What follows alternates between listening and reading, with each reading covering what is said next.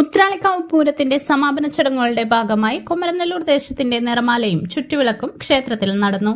ക്ഷേത്രം കോമരം പള്ളിയത്ത് മാധവൻ നായർ മുഖ്യ കാർമ്മികത്വം വഹിച്ചു. ക്ഷേത്രത്തിൽ പാഞ്ഞാൾ സനീഷിന്റെ നേതൃത്വത്തിൽ മേളം, തായമ്പക എന്നിവ നടന്നു.